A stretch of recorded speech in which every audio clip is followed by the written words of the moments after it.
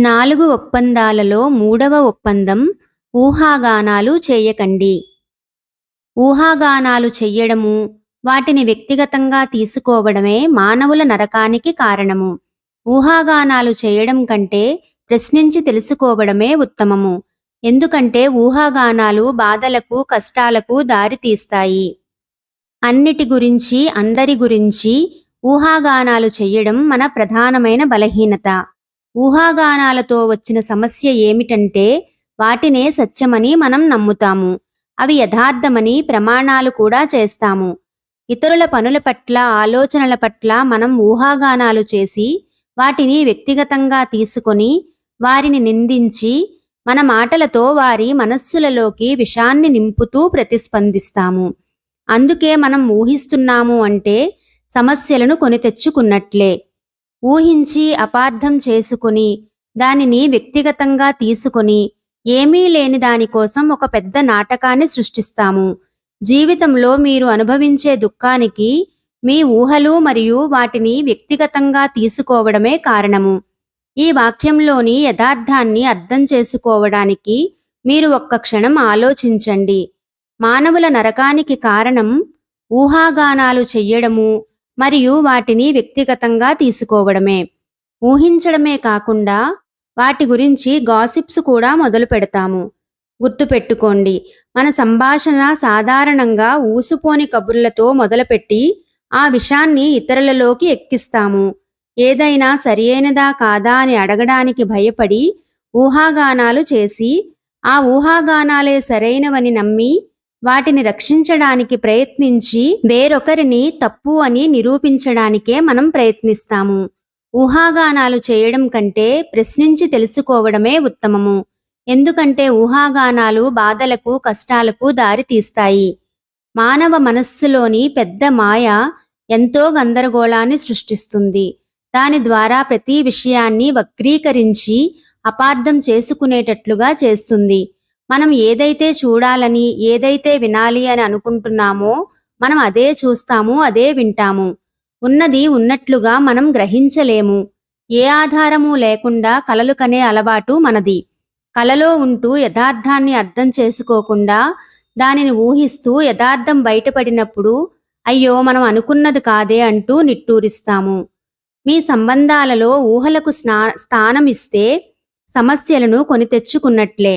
తరచుగా మనం ఏమి ఆలోచిస్తున్నామో మన తల్లిదండ్రులకు తెలుసు అని మనం ఊహించి మనకు కావలసిన దాన్ని వారికి చెప్పాల్సిన అవసరం లేదని అనుకుంటాము. మనం వారికి బాగా తెలుసు కాబట్టి మనకు కావలసిందేదో వారే చేస్తారని మనం ఊహిస్తాము.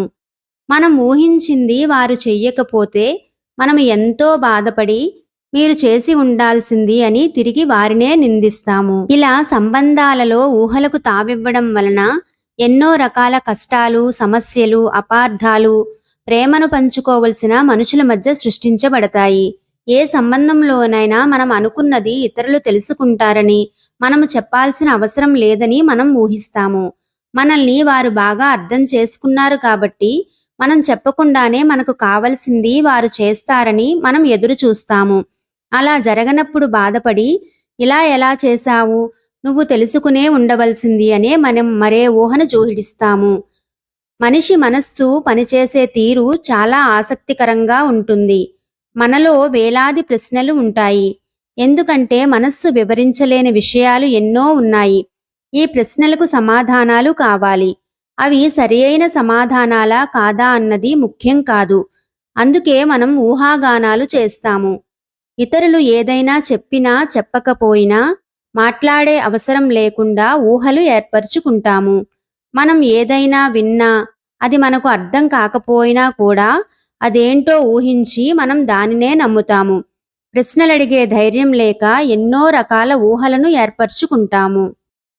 ఎంతో వేగంగా, ఎరుక లేకుండానే ఈ ఊహలు ఏర్పరచుకుంటాము. ఎందుకంటే ఈ రకంగానే సంభాషించాలని మనం ఒప్పందం చేసుకున్నాము. ప్రశ్నలడగడం మంచిది కాదని, ఇతరులు మనల్ని ప్రేమిస్తే వారికి మనకు ఏం కావాలో తెలుసుకోవాలని మనం ఒప్పందం చేసుకున్నాము.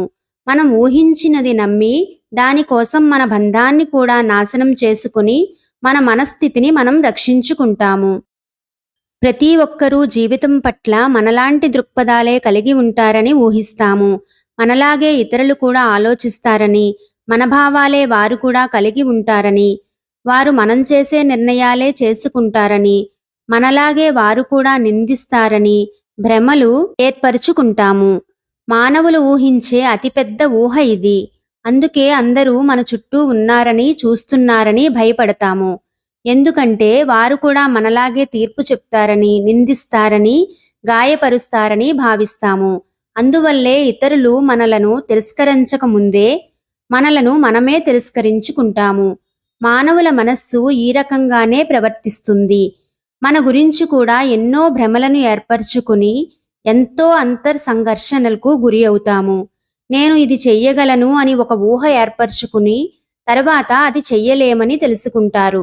మిమ్మల్ని మీరు ప్రశ్నించుకుని జవాబులు పొందే ధైర్యం లేక మిమ్మల్ని ఉన్నతంగానో లేదా తక్కువగానో ఊహించుకుంటారు. మీకు నిజంగా ఏది కావాలో దాని పట్ల నిజాయితీగా ఉండడం నేర్చుకోవాలి. మీరు ఇష్టపడే వ్యక్తితో బంధం ఏర్పరచుకుంటున్నప్పుడు ఎందుకు ఇష్టపడుతున్నారో ముందు విశ్లేషించుకోవాలి.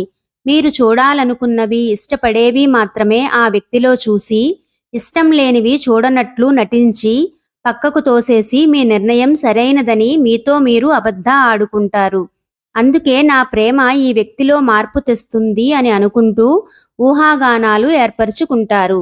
అయితే ఇది జరగదు. ఎవ్వరినీ మీరు మార్చలేరు. ఇతరులలో మార్పు వస్తే అది వారు కావాలని అనుకున్న మార్పు, అంతేకాని మీరు వారిని మార్చలేరు. ఇంతలో మీ ఇద్దరి మధ్య ఏదో జరిగి మీరు బాధపడతారు. అప్పుడు అకస్మాత్తుగా ఇంతకు ముందు చూడనట్టుగా నటించిన గుణాలన్నీ ఇప్పుడు వారిలో రెట్టింపయి మీకు కనిపిస్తాయి. మీ బాధ సమంజసమే అని నిరూపించడానికి మీ సొంత ఎన్నికకు వారిని మీరు నిందిస్తారు. ప్రేమ పట్ల తీర్పు అవసరం లేదు.